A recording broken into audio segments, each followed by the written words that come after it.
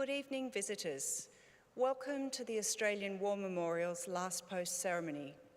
My name is Emily Hiles, and joining us today from the Australian Army is Warrant Officer Class 1 Rachel Shepherd.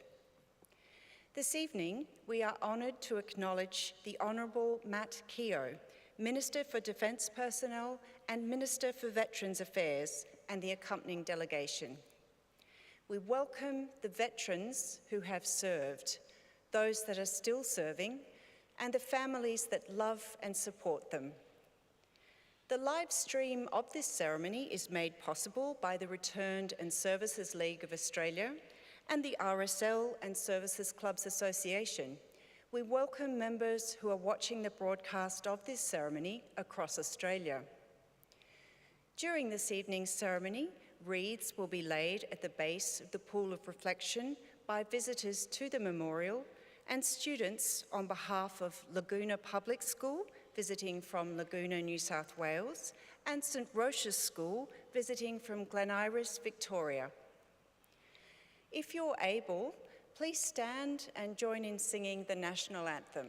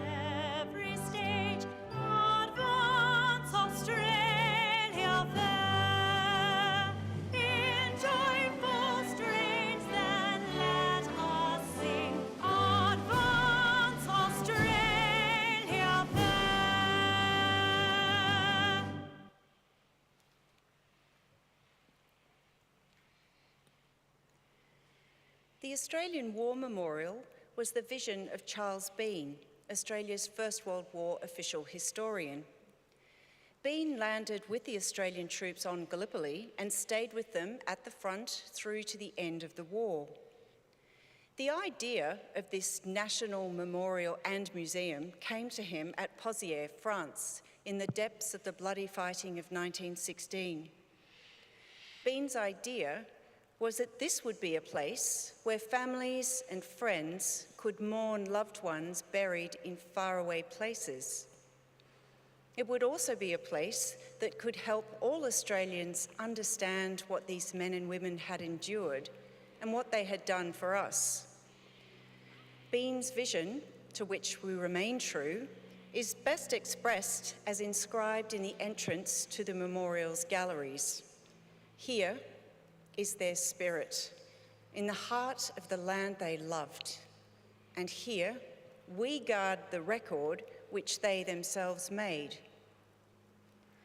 Tonight, we'll read the story behind just one of those on the Roll of Honour, which lists the names of more than 103,000 men and women who have given their lives for us in war and on operations for more than a century. But first, we present a lament, Flowers of the Forest. Wreaths and floral tributes will now be laid at the base of the pool of reflection.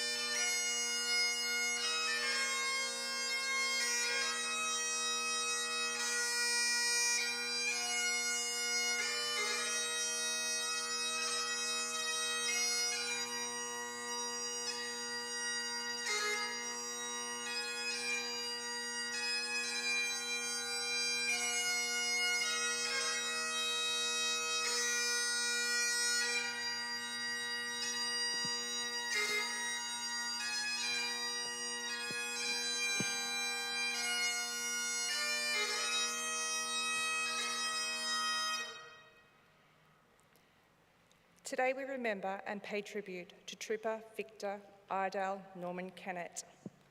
Victor Kennett was born on the 27th of May 1895 in Lowood, a small town west of Brisbane. He was the third of 6 children born to John and Amy Kennett. Victor attended a local Lowood state school. He was a good student, winning prizes at his local Sunday school during his teenage years. After finishing school, Victor remained in the Lowood region, finding work as a dairyman. Victor Kennett enlisted into the Australian Imperial Force on the 9th of September 1915 in Brisbane and was assigned to the 2nd Light Horse Regiment. Before beginning training at a Noggara military camp, Kennett was gifted a wristlet watch and a purse of sovereigns by his friends in Lowood. He spent 5 months training at the camp before departing Brisbane in Troopship Commonwealth on the 28th of March 1916. Kennett arrived in Egypt in early May 1916, where he was taken on strength of the 1st Light Horse Training Regiment. After a month of training, Kennett joined the 2nd Light Horse Regiment in the field at Romani on the 11th of June 1916. The regiment was part of a combined force defending the Suez Canal from the potential Ottoman attacks and advances, undertaking patrols and exercises in the region around Romani. On the night of the 2nd of August, Kennett was a part of a small camel convoy taking water to Hill 110 outside Romani. On the way out to Hill 110, the convoy ran into an Ottoman outpost, which opened fire. In the darkness, most of the party returned to camp, along with the horses belonging to Kennett and driver Day in the convoy. Although the convoy returned to search the area later, they found no signs of the 2 missing men. In the confusion of the attack, Kennett had been thrown from his horse and possibly shot. Unable to make his way back to camp, he was captured by the Ottomans, along with the other man from the regiment. The 2 men were taken to Afyon Karahisar in Turkey, the main camp of prisoners of war of the Ottomans. Shortly after arriving, Kennett fell ill and was transferred to hospital in Izmit in early November 1916. Although initially thought to be suffering from typhus, Kennett was later diagnosed with tuberculosis. After 4 months in hospital, his condition had not improved. Kennett died on the 9th of February 1917. He was 21 years old. His remains were initially buried at the Latin Catholic Cemetery in Izmit as part of the efforts of the war to consolidate the graves of the British prisoners of war across the Ottoman Empire. His remains were exhumed and reiterated in the Haydar Pasha Cemetery in Constantinople in 1924. His Imperial War Grave Commission's headstone bore the inscription selected by his grieving parents, "In loving memory of our dear son, Victor." His name is also listed on the Roll of Honour on my right among the 62,000 Australians who died while serving in the First World War. A photograph of his headstone is displayed today beside the pool of reflection. This is but one of many stories of service and sacrifice told here at the Australian War Memorial. We now remember Trooper Victor Iredale Norman Kennett, who gave his life for us, for our freedoms, in the hope of a better world.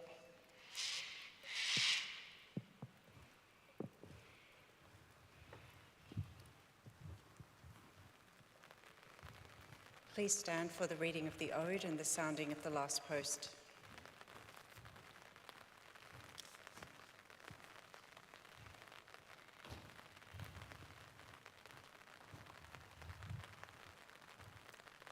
They shall grow not old, as we that are left grow old. Age shall not weary them, nor the years condemn. At the going down of the sun and in the morning, we will remember them. We will remember them.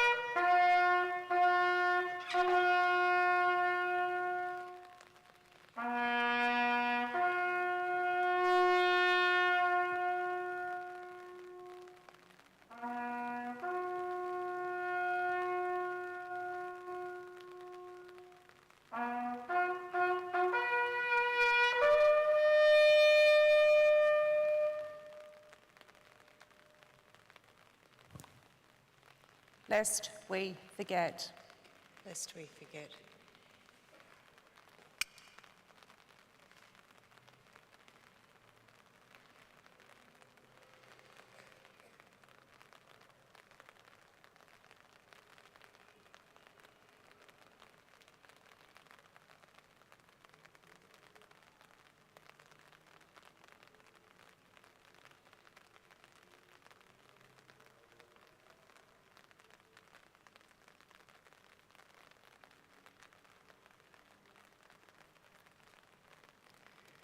We leave you this evening with the words of the memorial's founder, Charles Bean. Many a man lying out there at Pozières or in the low scrub at Gallipoli, with his poor, tired senses barely working through the fever of his brain, has thought in his last moments, well, it's over. But in Australia, they will be proud of this. Ladies and gentlemen, that concludes the last post ceremony. On behalf of our director, staff and volunteers, thank you for visiting the Australian War Memorial today and for your continued support of the Memorial's development project. We wish you all a very pleasant evening.